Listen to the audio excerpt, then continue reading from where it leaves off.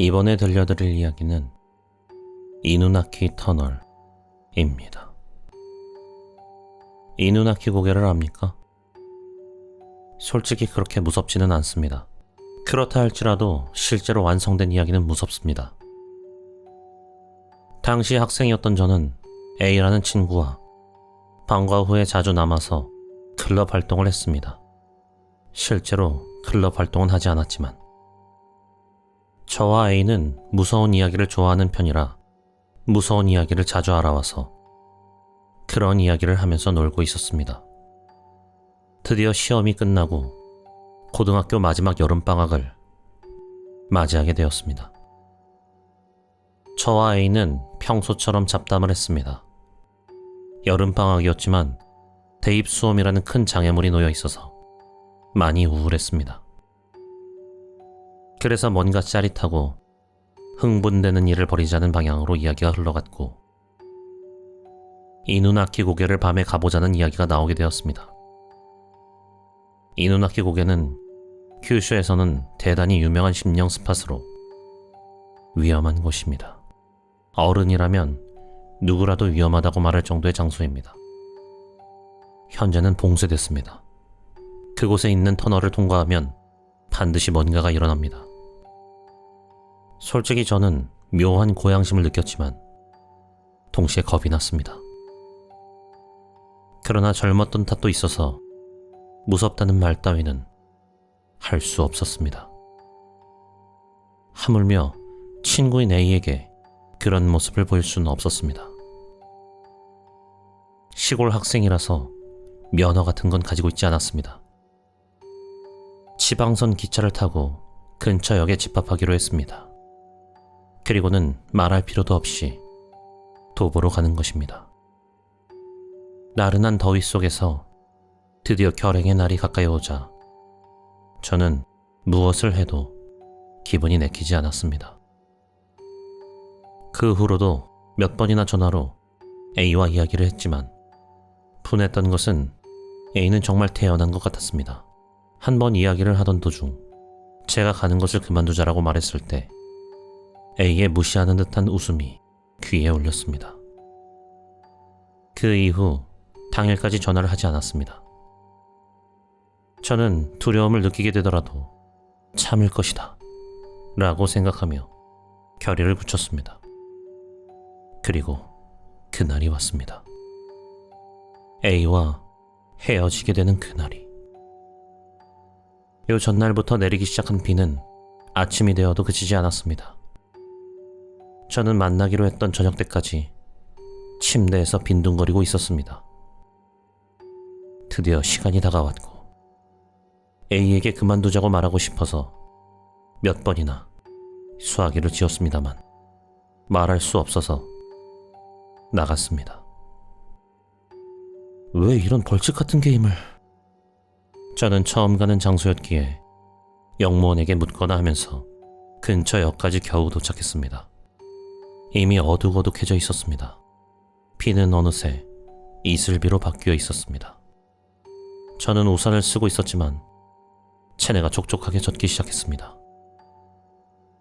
만나기로 했던 역에 도착한 것은 약속 시간보다 30분 이상 빨랐던 시각이었습니다. 인기척이 없는 역이었습니다.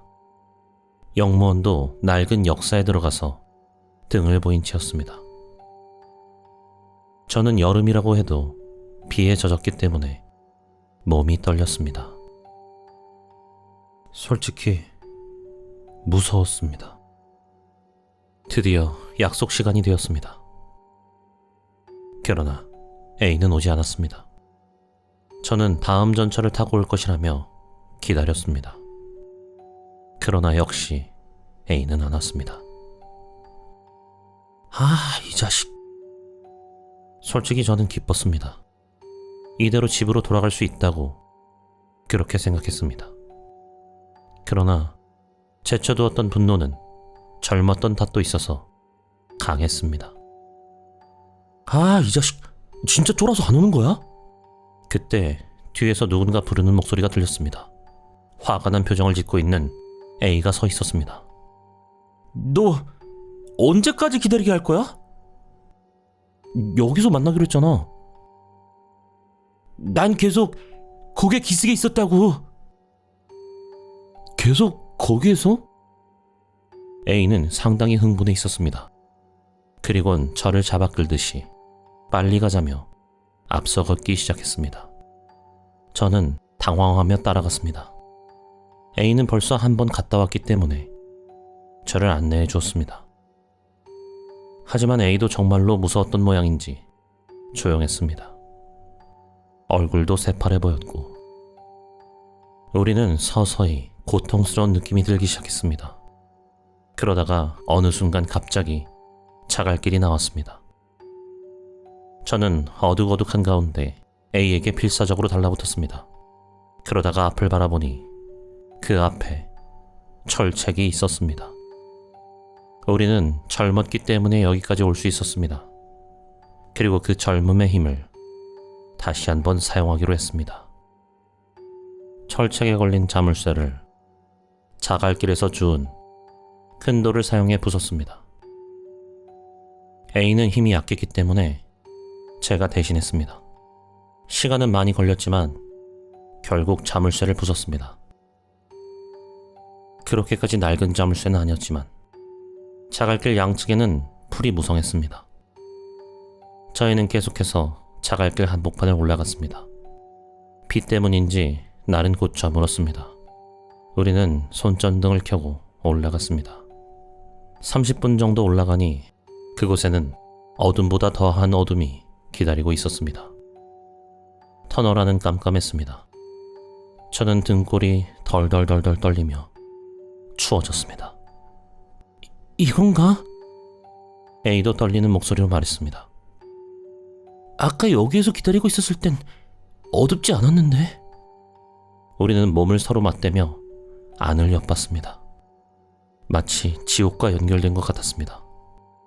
낮이라면 저쪽 편의 출구가 밝아서 보였을 것이지만 어쨌든 밤이었기 때문에 정말로 영원히 계속될 것 같은 터널이었습니다. 여길 들어가면 무슨 일이 일어나는 거지? A는 더욱 과묵해진 채 어느샌가 저의 옷을 꽉 쥐어서 옷이 늘어났습니다.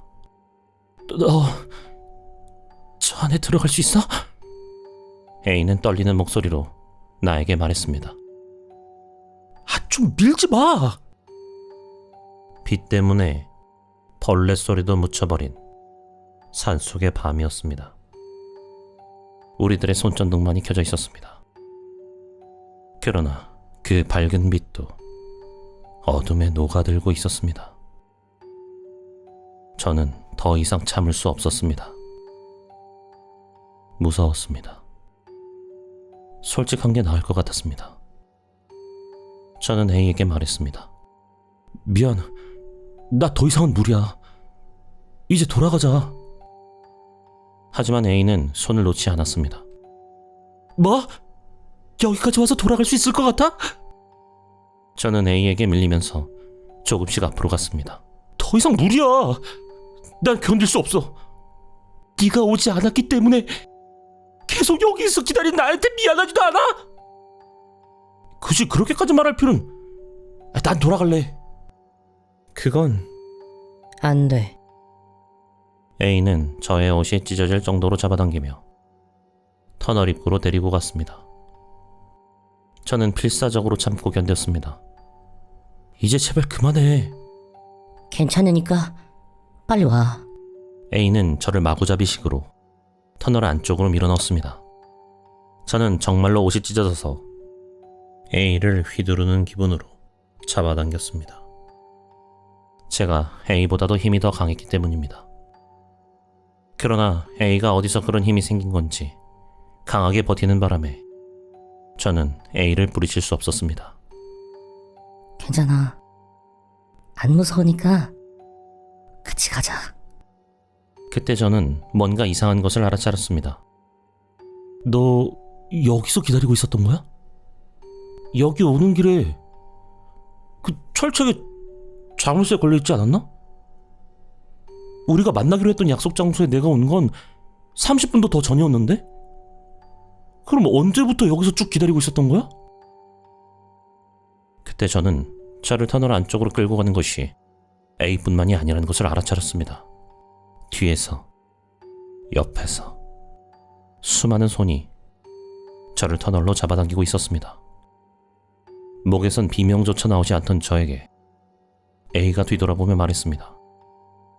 빨리 죽자. 후일담, 저는 기절했었나 봅니다. 다행히도 그 고장 사람이 산나물을 캐러 왔을 때 저를 발견했습니다. 저는 지독한 열 때문에 수위를 몸져 눕게 됐습니다. 병원에 있을 때 A가 저를 찾아왔습니다. 그리고 그날 무서워서 약속을 지키지 않고 집에 있었던 사실을 알게 되었습니다. 그날 이후로 A와는 더 이상 말을 하는 일은 없었습니다.